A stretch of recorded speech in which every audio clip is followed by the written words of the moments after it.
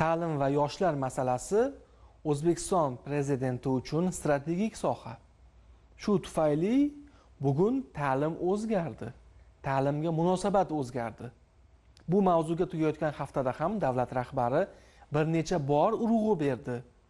Dastlab Bektemir tumaniga tashrifi chog'ida Ota mahallasidagi 358-maktabda bo'lib, pedagoglar bilan muloqot qilgan bo'lsa, tashrif davomida bu mavzuga yana qaytib, muhim fikrlarni bildirdi. Odamlarning daromadini oshirish, kambag'allikni qisqartirish, yoshlar siyosatida hali ishlarimiz ko'p. Shuning uchun ta'limga, o'g'il-qizlarni o'qitishga katta e'tibor berishimiz kerak. Yoshlari bilimli va ma'naviyatli jamiyat albatta farovonlikka erishadi, dedi O'zbekiston yetakchisi. So'ngra Navro'z tantanasida ham davlat rahbari yoshlarga murojaat qildi. Yurtimizdagi beqiyos imkoniyatlarni amaliy natijalarga aylantirish uchun tinimsiz harakat qiling. Hech qachon unutmangki, ortingizda salkam 38 millionlik buyuk xalq prezident turibdi, dedi Shavkat Mirziyoyev. Davlat rahbari bu bilan kifoyalanmadi. Shu haftada ta'limga oid yana bir muhim hujjatni imzoladi.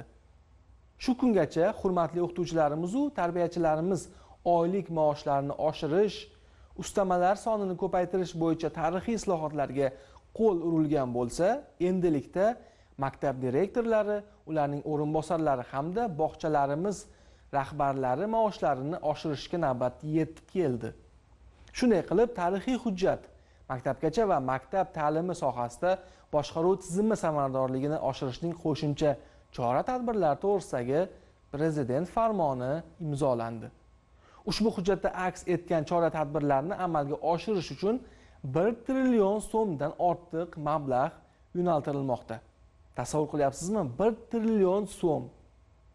Bu shu paytgacha maktab direktorlari o'rtacha 6-7 million so'm maosh oladigan bo'lsa, endi qo'shimcha to'lovlar bilan bu raqam 10 milliondan oshadi degani. Bog'cha mudiralarining maoshi ham 3 milliondan 7 milliongacha ko'tariladi. Katta sakrash. Juda zo'r hujjat. Davlat rahbarining tarixiy qarori maktab direktorlariga juda katta motivatsiya bag'ishladi.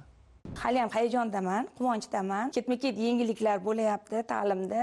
Yana bitta narsa, 2026-yil yanvardan boshlab maktab rahbarlarini rahbar jamg'armasida KPI ni yo'lga qo'yish. Bu narsani mahallalarda berilganda juda ham havas qilgan edim maktab rahbari bo'lib, qaniydi bizda ham shunaqa KPI lar kiritilsa.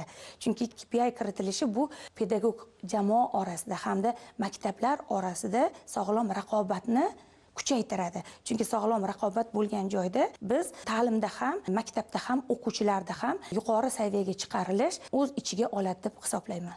Biz juda ham minnatdormiz hamda bundan keyin ham ko'proq ishlashga, bilim olishga hamda xalqaro tajriba bilan hamnafas bo'lib ishlashga o'z va'damizni beramiz.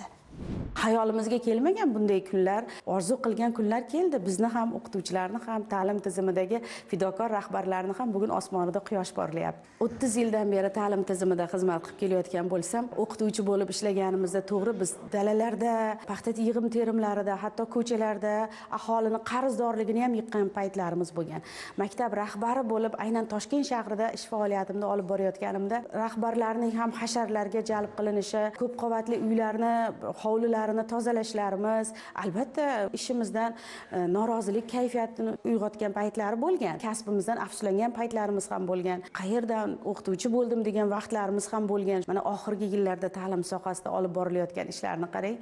O'qituvchining sha'ni, qadr-qimmati, obro'si oshirilyapti. Avvalgidek qog'ozlarga ko'milib o'tirib konspektlarni qilish emas, balki endi elektron tizimlardan foydalanyapti. Raqamli texnologiyalar ta'lim tizimiga kirib kelyapti.